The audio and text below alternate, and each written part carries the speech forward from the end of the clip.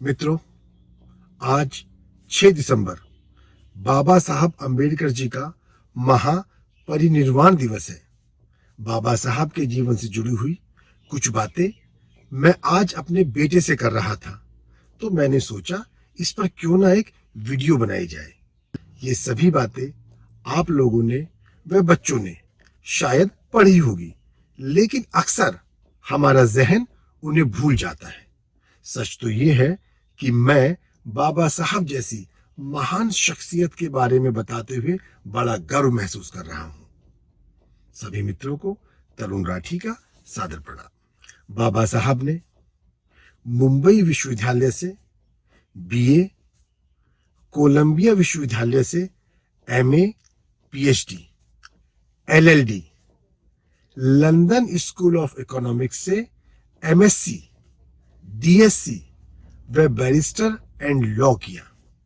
उन्हें बोधिसत्व 1956 में, भारत रत्न 1990 में, Columbian ahead of the time 2004 में व द ग्रेटेस्ट इंडियन 2012 जैसे सम्मानों से नवाजा गया।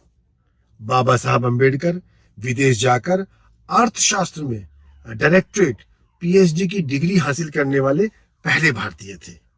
डॉक्टर अंबेडकर ही एकमात्र भारतीय थे जिनकी प्रतिमा लंदन संग्रहालय में कार्ल मार्क्स के साथ लगी हुई है।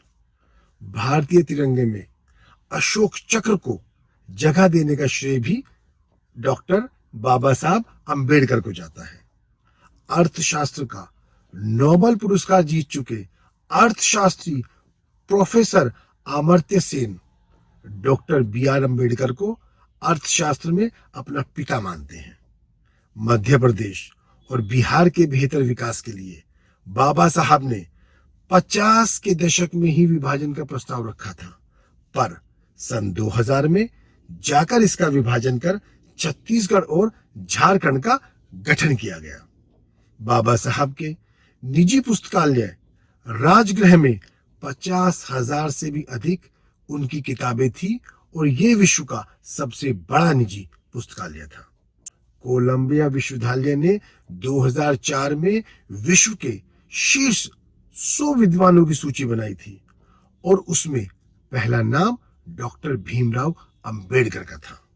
डॉक्टर बाबा साहब अंबेडकर ने कुल 64 विषयों में मास्टर्स की डिग्री ली थी। वे हिंदी, पाली, संस्कृत, अंग्रेजी, French, German, Marathi, Persian, Gujarati जैसे 9 भाषाओं के जानकार थे। वे लगभग 21 साल तक विश्व के सभी धर्मों की तुलनात्मक रूप से पढ़ाई की थी। बाबा साहब ने लंदन स्कूल ऑफ इकोनॉमिक्स में 8 वर्ष में समाप्त होने वाली पढ़ाई केवल 2 वर्ष 3 महीने में पूरी की थी। इसके लिए उन्होंने प्रतिदिन 21 घंटे तक पढ़ाई की।